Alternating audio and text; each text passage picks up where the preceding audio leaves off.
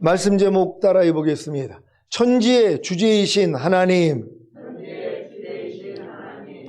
지난 한 주간 멜기세덱의 반차를 쫓아 영원히 대제사장이 되신 예수 그리스도의 은혜가 의의 왕이요 살렘 왕 곧 평강의 왕이신 멜기세덱을 통해, 즉 예수 그리스도를 통해 의와 평강과 희락으로 임하셨습니까?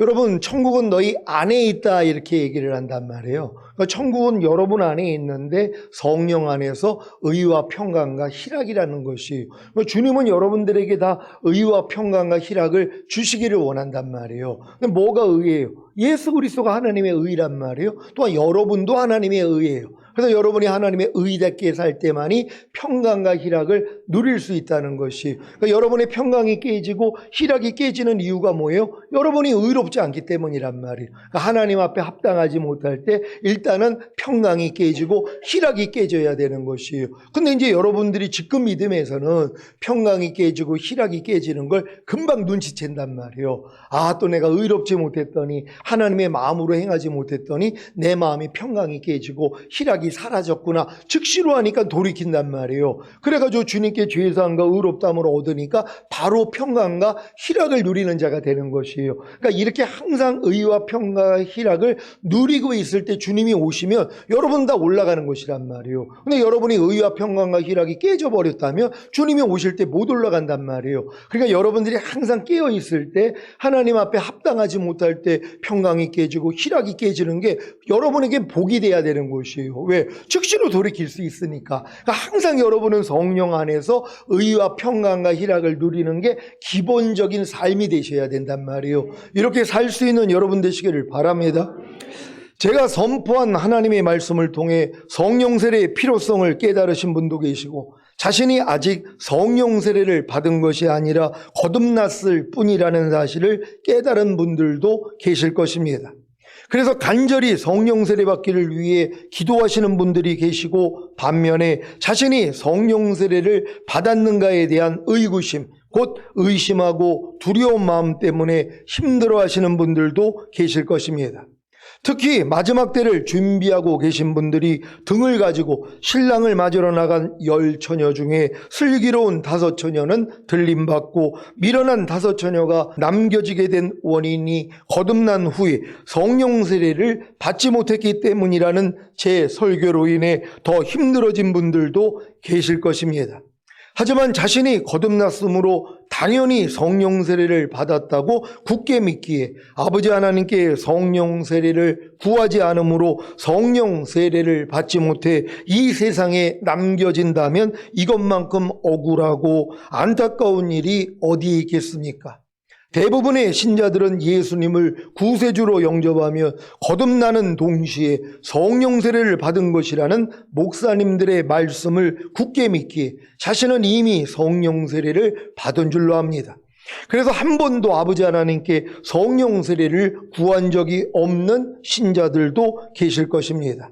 물론 성령 세례가 아버지께 구하는 것으로만 임하는 것이 아니라 복음을 들을 때나 사도들의 안수를 통해 또한 세례를 통해 임하는 경우도 있습니다.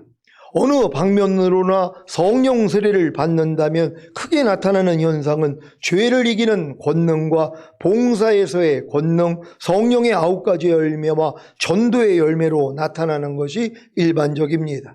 특히 죄를 이기는 권능과 성령의 9가지 열매는 확실한 증거입니다. 이런 4가지의 모습이 없음에도 불구하고 자신은 각종 방언말함이나 예언을 하기 때문에, 병 고치는 은사를 받았기 때문에 이미 성령 세례를 받았다고 생각하므로 성령 세례를 한 번도 아버지께 구한 적이 없었다면 이것 자체가 미혹인 것입니다. 예전에 제가 방황하던 시절에 환각제를 먹고 환각 상태에서 가부좌를 하고 락음악을 들으며 단전 호흡을 하면 황홀경에 빠져 환상을 보는데 갑자기 입에서 이상한 말이 터져 나왔습니다. 이때 제가 무슨 생각을 했냐 하면 기적적으로 영어가 터진 것으로 생각했습니다. 제 입에서 나온 소리가 무엇인지 아십니까? 바로 방언이었습니다. 누가 준 방언이었겠습니까? 바로 귀신이 준 것이었습니다. 저는 이후에도 종종 이런 경험을 했고, 더 나아가 길거리에서 아이를 얻고 서 있는 젊은 엄마한테 남편 기다리러 나왔구먼 하는 귀신의 말인 예언이 제 입에서 나왔습니다. 사탄은 광명한 천사로 가장해서 나타난다고 이러한 은사들로도 나타날 수 있는 것입니다. 예전에 예언의 은사를 받았다고 하는 어떤 여전도사의 입에서 이 예언을 하는 전도사에게 빨간 드레스를 사줘라 하는 예언을 하는 것을 보았습니다. 이 예언이 성령님이 주신 것일까요? 지금 많은 신자들이 방언말함을 합니다. 예언도 합니다. 하나님의 음성도 듣는다고 합니다. 그래서 자신은 성령 세례를 받은 것으로 알고 있습니다. 그런데 술을 마십니다. 담배를 핍니다. 간음을 합니다. 욕과 저주를 합니다. 불평, 원망하고 쉽게 화를 냅니다. 거짓말을 합니다. 그러면서도 봉사는 열심히 하고 전도도 열심히 합니다. 그런데 도무지 죄는 이기지 못하고 성령의 9가지 열매는 맺지 못합니다. 그 이유가 무엇입니까? 성령 세례를 받은 적이 없다는 것입니다. 이들은 단지 성령으로 거듭났을 뿐입니다. 곧 죽었던 영이 살아났기에 하나님을 의식하는 것입니다. 그런데 성령의 나타남을 통해 각 사람에게 나눠주신 지혜의 말씀과 지식의 말씀과 믿음과 병 고치는 은사와 능력 행함과 예언함과 영들 분별함과 각종 방언 말함과 방언들 통역함을 받은 것을 성령 세례 받은 것으로 오인하는 것입니다. 저도 16년 전까지는 이렇게 잘못 알고 있었습니다. 성령의 나타남을 통해 각 사람에게 나눠주신 성령의 은사들을 성령 세례로 오인했기에 아버지 하나님께 성령 세례를 구하지 않았던 것입니다. 이제라도 성령의 나타남을 통해 각 사람에게 나눠주신 성령님의 역사와 성령 세례를 구분하게 해주신 주님을 찬양합니다.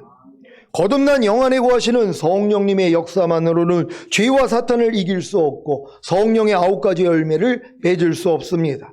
왜냐하면 거듭난 신자들의 마음이 아직 만물보다 거짓되고 부패했기에 성령님께 순종하지 않기 때문입니다. 여러분도 거듭나는 경험을 했을 때 별별 역사가 일어나잖아요. 하나님 음성도 들리고 예언도 나오고 방언도 나오고 방언 통변도 나오고 손만 얹으면 병이 낫고 귀신이 떠나가고 이런 역사가 일어난단 말이에요. 그러니까 이런 역사가 일어나니까 자기는 다 성령 세례를 받은 줄 안단 말이에요. 이건 거듭났을 때도 나타나는 일이란 말이에요. 성령 세례는 혼의 구원, 마음의 할례란 말이에요. 여러분의 만물보다 거짓되고 심히 부패야 여러분의 마음이 죽어버리고 주님의 마음을 얻는 거란 말이에요. 이 마음이 돼야지 죄와 사탄을 이겨요. 그러니까 이 마음이 되기 전에는 아무리 오랫동안 거듭나가지고 권능이 나타나고 수천 수만 명을 만약에 이제 양육하고 있는 목사님이라고 해봐요. 근데 뭐예요? 간음의 문제에 걸려요. 또 물질 때문에 또 이제 또 여러 가지 시험을 걸려가지고 또 악한 일들을 저지른단 말이에요. 왜 그러냔 말이에요. 마음의 할례가 이루어지지 않았기 때문이란 말이에요. 거듭났기 때문에 성령의 능력이 나타난단 말이에요. 그래서 안진뱅이도 일으키고 소경의 눈을 뜨고 별 역사가 다 일어날 수 있단 말이에요. 하지만 자기 마음은 변화가 안 되는 것이란 말이에요. 그러니까 우리는 마음의 할례인 이 혼의 구원인 성령 세례하고 거듭남을 구별해야 되는 것이에요. 거듭남은 이건 홍해를 건너는 체험밖에는 안 된단 말이에요. 요단을 건너는 체험이 성령 세례 받는 혼의 구원이란 말이에요. 이른비의 역사가 거듭남이에요. 왜? 거듭나야지 하나님의 영이 우리 안에 들어와 하나님의 말씀을 우리 안에 뿌릴 수 있기 때문이란 말이에요. 하지만 늦은비의 역사가 일어나지 아니하면 열매는 맺을 수가 없단 말이에요. 그러니까 이른비로 우리가 거듭나고 늦은비로 성령 세례를 받는 거예요. 그러니까 이 믿음의 여정까지는 가야 되는데 거반 광야 생활하다가 인생이 끝나버린단 말이에요. 그러니까 요단 앞에 서지도 못하고 그러니까 가나안 땅에는 들어간 적이 없는 거예요. 가나안 땅에 들어가야지 그 땅에서 나오는 소산을 먹는단 말이에요. 뭐예요? 여러분 마음 안에서 말씀하시는 주님의 음성을 듣는 단계란 말이에요. 그러니까 여러분의 마음이 할례받고 주님의 마음과 하나가 됐기 때문에 그 마음 안에서 말씀하시는 하나님의 음성이 들리기를 시작하는 거란 말이에요. 그래서 내 양은 내 음성을 들으며 나는 저희를 알며 저희는 나를 따르느니라. 어떤 분들이요? 주님의 음성을 듣고 따르는 거란 말이에요. 근데 이게 거듭났을 때 몇 번의 체험이 있단 말이에요. 왜? 거듭났을 때도 주님이 우리 안에서 말씀하시기 때문에. 근데 처음 거듭났을 때는 이 은혜가 넘치기 때문에 이 음성이 잘 들린단 말이에요. 순종도 잘한단 말이에요. 근데 점점 신앙생활을 하면서 점점 또 율법 안으로 들어간단 말이에요. 그러니까 저주받은 상태가 되기 때문에 첫사랑을 다 잃어버리는 거예요. 그러니까 주님의 음성이 안 들리는 거예요. 이것 때문에 고민해야 되는 거예요. 아니 목사님, 나는 첫사랑 때 주님의 음성이 그렇게 잘 들리고 기도만 하면 응답을 했는데 왜 지금 주님은 깜깜하세요? 왜? 광야 생활을 하기 때문이란 말이에요. 이 일을 통하여 뭐예요? 내 마음이 만물보다 거짓되고 힘이 부패했기 때문에 주님이 나에게 말씀을 안 하시는 거구나. 그럼 내 마음을 할례받아야 되는구나. 이 의식까지 들어간단 말이에요. 그래서 결국 우리가 다 성령 세례를 받게 된다는 걸 믿는 여러분 되시기를 바랍니다. 마태복음 7장 22절 23절입니다. 제가 먼저 읽습니다. 그날에 많은 사람이 나더러 이르되 주여 주여 우리가 주의 이름으로 선지자 노릇하며 주의 이름으로 귀신을 쫓아내며 주의 이름으로 많은 권능을 행치 아니하였나이까 하리니 그때 내가 저희에게 밝히 말하되 내가 너희를 도무지 알지 못하니 불법을 행하는 자들아 내게서 떠나가라 하리라. 아멘. 왜 주님이 오셨을 때 주의 이름으로 선지자 노릇하며 주의 이름으로 귀신을 쫓아내며 주의 이름으로 많은 권능을 행한 자들이 주님께 내가 너희를 도무지 알지 못하니 불법을 행하는 자들아 내게서 떠나가라는 저주를 받았는지 이해가 되십니까? 지금 목사님들 중에는 거듭난 영 안에 거하시는 성령님의 역사를 통해 주의 이름으로 선지자 노릇하는 분들이 계십니다. 하지만 불법을 행한다면 곧 죄를 짓는다면 주님께 내가 너희를 도무지 알지 못하니 불법을 행하는 자들아 내게서 떠나가라는 저주를 받을 것입니다. 요한일서 3장 4절입니다. 다 같이 읽습니다. 시작. 죄를 짓는 자마다 불법을 행하나니 죄는 불법이라. 아멘. 지금 목사님들 중에는 선지자에서 더 나아가 거듭난 영 안에 거하시는 성령님의 역사를 통해 주의 이름으로 귀신을 쫓는 분들이 계십니다. 하지만 불법을 행한다면 곧 죄를 짓는다면 주님께 내가 너희를 도무지 알지 못하니 불법을 행하는 자들아 내게서 떠나가라는 저주를 받을 것입니다. 지금 목사님들 중에는 귀신을 쫓는 데서 더 나아가 거듭난 영 안에 거하시는 성령님의 역사를 통해 많은 권능을 행하는 분들이 계십니다. 하지만 불법을 행한다면 곧 죄를 짓는다면 주님께 내가 너희를 도무지 알지 못하니 불법을 행하는 자들아 내게서 떠나가라는 저주를 받을 것입니다. 지금은 거듭난 영 안에 거하시는 성령님의 역사를 통해 주의 이름으로 선지자 노릇하며 주의 이름으로 귀신을 쫓아내며 주의 이름으로 많은 권능을 행하는 것이 중요한 것이 아니라 불법 곧 죄를 이겨야 하는 것입니다. 불법 곧 죄를 이기지 않고는 성령의 9가지 열매를 맺을 수 없습니다. 그래서 성령 세례를 받아야 하는 것입니다. 성령 세례만 받으면 불법 곧 죄를 이기게 되고 성령의 9가지 열매인 사랑과 희락과 화평과 오래 참음과 자비와 양성과 충성과 온유와 절제의 열매가 저절로 맺어지게 되는 것입니다. 사랑하는 시온의 성도 여러분, 그릇에 따로 기름병을 준비한 곧 성령 세례를 받은 지혜로운 다섯 처녀가 되어 들림받기를 원하십니까? 그렇다면 반드시 성령 세례를 아버지 하나님께 구하고 찾고 두드림으로 받으시기를 바랍니다. 성령 세례는 극히 값진 진주 하나와 같습니다. 그래서 자기의 모든 소유를 팔아 그 진주를 사야 하는 것입니다. 여러분이 성령 세례를 사기 위해 팔아야 하는 모든 소유가 무엇입니까? 바로 하나님이 심지 않은 모든 것입니다. 하나님이 심지 않은 모든 것이 무엇입니까? 사탄이 심어놓은 죄와 불의와 불법과 모든 비진리와 악들입니다.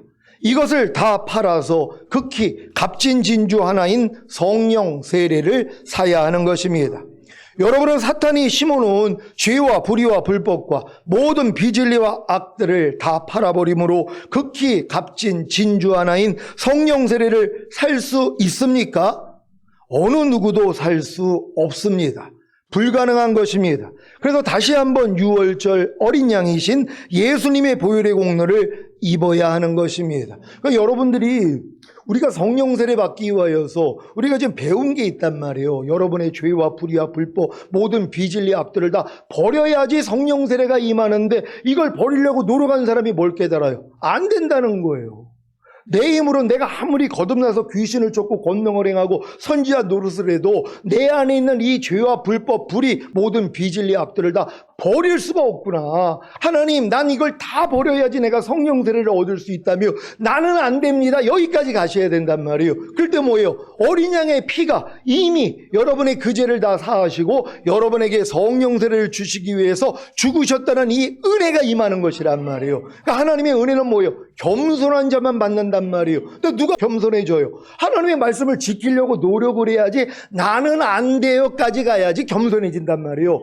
이들에게 하나님이 은혜를 주시는 거예요. 그러니까 여러분들이 성령 세례를 받기 위하여서 저희 교회에서 배운 말씀을 지키려고 그렇게 노력을 할 때 뭐예요? 항복한단 말이에요. 하나님, 난 아무리 해도 안 돼요. 여기까지 왔을 때 뭐예요? 은혜로 되는 것이에요. 내가 이미 다 이뤘다 했을 때 너에게 성령 세례 받는 혼의 구원도 준 거야. 이게 들린단 말이에요. 근데 이걸 믿었더니 이 믿음을 의로 여겨주신단 말이에요. 그래서 성령 세례가 여러분에게 은혜로 임하게 된다는 걸 믿으시기를 바랍니다. 이스라엘이 40년의 광야 훈련을 마치고 요단강을 건너 가나안에 들어간 것 같이 여러분은 자신의 옛사람이 예수님과 함께 완전히 죽은 사실을 깨달았습니까? 그렇다면 요단강을 건넌 것입니다. 이스라엘이 요단강을 건너 가나안에 들어가 길갈에서 할례를 받은 것과 같이 여러분도 자신의 옛사람이 예수님과 함께 완전히 죽은 사실을 깨달은 후에 자신이 거듭난 이후부터 지금까지 지은 모든 죄를 통회함으로 자백해야 합니다. 할례의 고통을 생각해 보십시오. 날카로운 칼로 양피를 베어내는 고통이 얼마나 아프겠습니까? 우리의 죄 때문에 머리에 가시관을 쓰시고 손가발에 못 박히시고 옆구리에 창을 맞아 물과 피를 다 쏟아주심으로 우리의 모든 죄를 용서해 주셨건만 거듭난 이후에도 짐짓 죄를 지은 사실로 인해 마음을 찢어야 합니다. 이것이 가나안에 들어가자마자 길갈에서 받은 할례입니다. 이스라엘이 길갈에서 할례를 받은 후에 유월절을 지킨 것과 같이 여러분이 거듭난 이후부터 지금까지 지은 모든 죄를 통회함으로 자백했다면 유월절 어린 양이신 예수님의 보혈로 죄 사함을 받아야 하는 것입니다. 거듭난 이후부터 지금까지 죄와 불의와 불법과 모든 비진리와 악들을 행한 것을 통회함으로 주님께 죄를 자백하셨습니까? 할례 받으셨습니까? 그렇다면 이 모든 죄와 불의와 불법과 비진리와 악들이 예수님의 보혈로 다 용서받은 사실을 믿으시기 바랍니다. 이것이 극히 값진 진주 하나인 성령 세례를 사기 위해 자기의 모든 소유를 판 것입니다.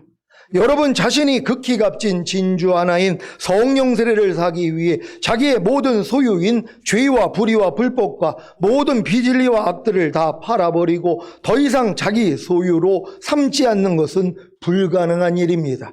하지만 유월절 어린 양이신 예수님의 보배로운 피가 여러분의 모든 소유인 죄와 불의와 불법과 모든 비진리와 악들을 다 팔아버리고 더 이상 자기 소유로 삼지 않는 대가를 치렀기 때문에 극히 값진 진주 하나인 성령 세례가 저와 여러분의 소유가 되는 것입니다. 믿습니까?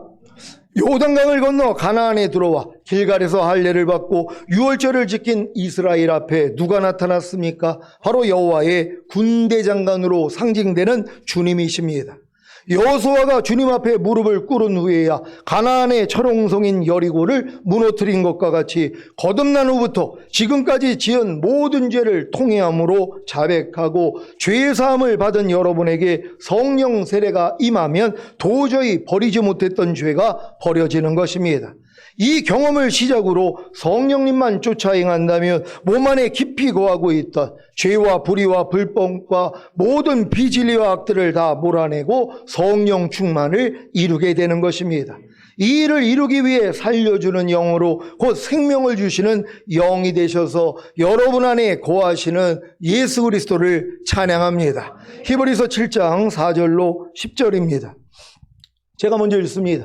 이 사람이 어떻게 높은 것을 생각하라. 조상 아브라함이 노략물 중 좋은 것으로 10분의 1을 저에게 주었느니라. 레위의 아들들 가운데 제사장의 직분을 받는 자들이 율법을 쫓아 아브라함의 허리에서 난 자라도 자기 형제인 백성에게서 10분의 1을 취하라는 명령을 가졌으나 레위 족보에 들지 아니한 멜기세덱은 아브라함에게서 10분의 1을 취하고 그 얻은 자를 위하여 복을 빌었나니 배 일어나고 낮은 자가 높은 자에게 복빌물 받느니라. 또 여기는 죽을 자들이 10분의 1을 받으나 저기는 산다고 증거를 얻은 자가 받았느니라. 또한 10분의 1을 받는 레위도 아브라함으로 말미암아 10분의 1을 바쳤다 할 수 있나니. 이는 멜기세덱이 아브라함을 만날 때 레위는 아직 자기 조상의 허리에 있었음이니라. 아멘. 지금 히브리서 기자는 하나님의 아들과 방불하여 항상 제사장으로 계신 멜기세덱에 대해 말하는 동시에 멜기세덱의 반차를 쫓아 영원히 대제사장이 되신 예수님의 높으심을 증거합니다.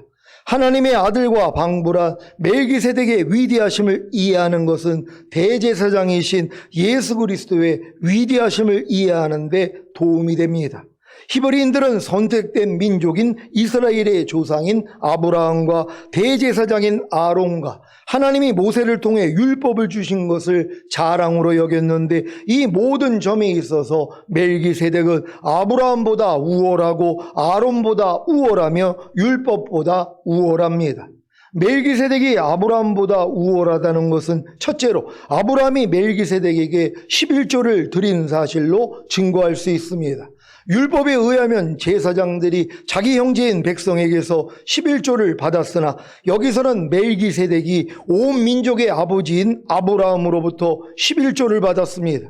또 이스라엘에게서는 죽을 자들인 레위족이 11조를 받았으나 여기서는 항상 살아있는 자가 11조를 받은 것입니다.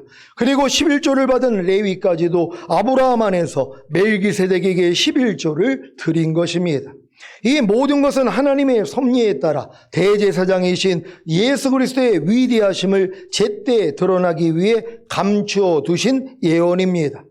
멜기세덱이 아브라함보다 우월하다는 것은 둘째로 멜기세덱이 아브라함을 축복한 사실로 증거할 수 있습니다. 히브리서 7장 7절입니다.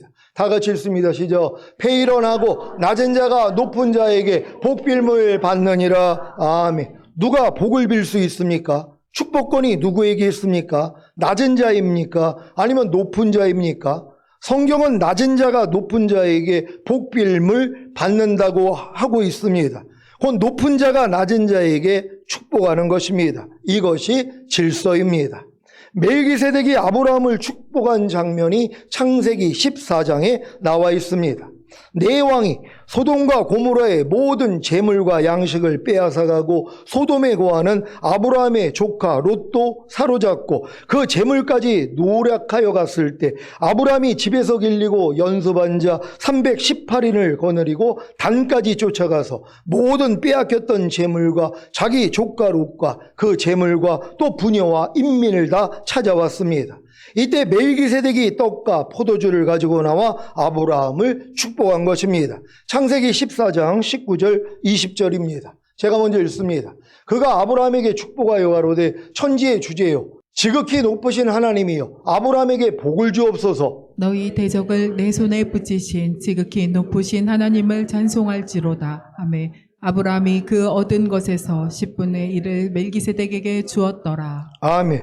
아브라함이 집에서 길리고 연습한 자 318인을 거느리고 네 왕을 이기고 모든 빼앗겼던 재물과 자기 조카 롯과 그 재물과 또 부녀와 인민을 다 찾아온 것은 오직 하나님의 은혜입니다. 이 은혜를 입은 아브라함에게 멜기세덱이 천지의 주제시요 지극히 높으신 하나님이요 아브라함에게 복을 주옵소서라고 축복합니다. 이기는 자에게 알려주신 하나님은 어떤 하나님이십니까? 바로 천지의 주제시요 지극히 높으신 하나님이십니다. 이것은 성경에서 처음으로 하나님을 천지의 주제라고 부른 것입니다. 천지의 주제가 무엇입니까? 하늘과 땅의 주인이며 통치자라는 뜻입니다. 아브라함이 땅에서 승리했기 때문에 하나님은 비로소 천지의 주제라고 불리기 시작한 것입니다. 이미 하나님은 하늘에서 죄와 사탄을 몰아내시고 자신만이 하나님이시고 하늘의 주제시고 다른 신은 없다는 것을 선포하셨습니다. 하지만 아직 땅에서는 죄와 사탄을 몰아내고 승리한 사람이 없었기에 땅의 주제가 되실 수 없는 것입니다. 원래 아담이 이 땅에서 사탄을 이기고 하나님께 순종했더라면 땅에서도 아담에게서도 하나님이 주제가 되실 수 있었는데 아담이 사탄 사탄에게 패함으로 도리어 사탄이 땅의 임금 사람의 지배자가 된 것입니다. 그래서 주기도문에서 뜻이 하늘에서 이룬 것 같이 땅에서도 이루어지이다라는 기도를 가르쳐 주신 것과 같이 하늘에서 이루어진 하나님의 뜻이 아직 땅, 곧 사람 안에서는 이루어지지 않은 것입니다. 하지만 나라의 임호 없이며 곧 하나님의 나라가 권능으로 임하는 성령 세례가 임하면 뜻이 하늘에서 이룬 것 같이 땅에서도 이루어지이다가 성취되는 것입니다. 하늘에서 이루어진 하나님의 뜻이 무엇입니까? 하나님을 대적한 죄와 사탄을 심판하시고 오직 하나님만이 신이라는 것을 선포하신 것입니다. 하늘에서 이루어진 하나님의 뜻이 땅에서 이루어지기 위해서는 성령님이 임하셔야 가능한 것입니다. 성령이 임하시면 권능을 받고 죄와 사탄을 심판하고 이기기에 오직 하나님만이 신이라는 것을 증명하므로 하나님은 비로소 천지의 주제가 되시는 것입니다. 여러분에게 하나님은 천지의 주제가 되셨습니까? 땅인 여러분의 마음 안에서 죄와 사탄을 심판하고 대적하여 이길 때 비로소 하나님은 여러분에게 천지의 주제시요 지극히 높으신 하나님이 되시는 것입니다. 여러분에게 하나님은 천지의 주제시요 지극히 높으신 하나님이십니까? 하늘에서만 주제가 되시진 않았습니까? 땅인 여러분의 마음에도 하나님이 주제가 되셨습니까? 이것이 이기는 자들이 처음으로 가진 하나님의 호칭입니다. 이 호칭을 가질 때 하나님이 하늘과 땅의 주제가 되실 때 하나님이 여러분 마음의 지배자가 되실 때 비로소 하늘의 신령한 복과 땅의 기름진 복을 받게 되는 것입니다. 이 호칭을 가진 아브라함에게 멜기세덱이 축복한 후에 요구한 것이 무엇입니까? 승리한 아브라함에게 요구한 것이 무엇입니까? 바로 너희 대적을 내 손에 붙이신 지극히 높으신 하나님을 찬송할지로다 입니다. 너희 대적을 내 손에 붙이신 지극히 높으신 하나님을 찬송할지로다. 이와 같은 멜기세덱의 요구에 대한 아브라함의 반응이 무엇인지 아십니까? 승리한 아브라함의 반응이 무엇입니까? 바로 11조입니다. 창세기 14장 20절입니다. 다 같이 읽습니다. 시작. 너희 대적을 내 손에 붙이신 지극히 높으신 하나님을 찬송할지로다 하매 아브라함이 그 얻은 것에서 10분의 1을 멜기세덱에게 주었더라. 아멘. 11조는 하나님의 은혜로 죄와 사탄을 이긴 후에 천지의 주제시요 지극히 높으신 하나님을 찬송하는 것입니다. 여러분은 11조로 천지의 주제시요 지극히 높으신 하나님을 찬양하고 계십니까? 아직 죄와 사탄을 이기지 못하고 천지의 주제시요 지극히 높으신 하나님을 찬송하지 못하는 신자들은 11조를 드릴 수 없습니다. 11조는 하나님의 은혜로 죄와 사탄을 이긴 후에 천지의 주제시요 지극히 높으신 하나님을 찬송하는 성도만이 드리는 것입니다.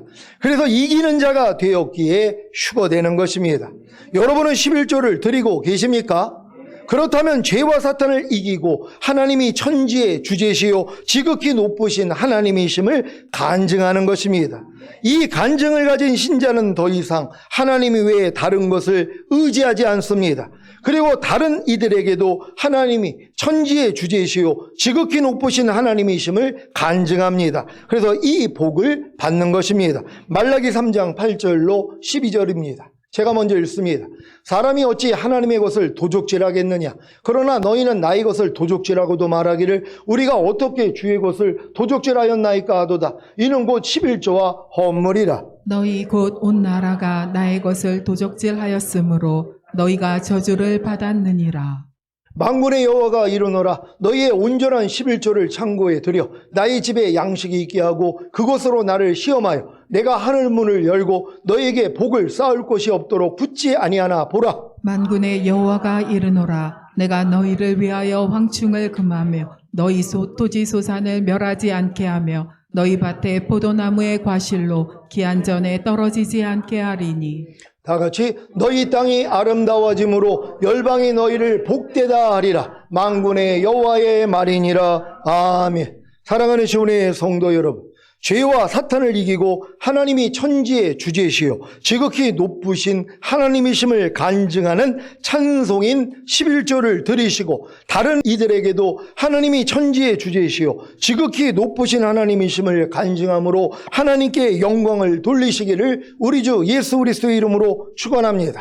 기도하겠습니다. 오늘 선포된 말씀을 통하여 하나님은 하늘에서만이 주인과 왕이 아니에요. 통치하는 왕이 아니란 말이에요. 이 땅에서도 여러분 안에서도 왕이 되셔야 되는 것이란 말이에요. 이게 이루어진 사람만이 하나님 앞에 11조를 드릴 수 있는 거예요. 그러니까 11조는 이기는 자가 되지 않고는 11조 생활할 수가 없는 것이란 말이에요. 그러니까 여러분들 반드시 천지의 주제이신 주님을 만나서 여러분이 주님의 진정으로 하나가 된 이 믿음이 왔더라면 11조로 하나님께 영광을 돌리며 하나님 이걸 받으시고 여러분 안에 부족함이 없도록 채워주시는 것이란 말이에요. 이 복을 다 받기 위해 주여 한번 해주고 기도합니다.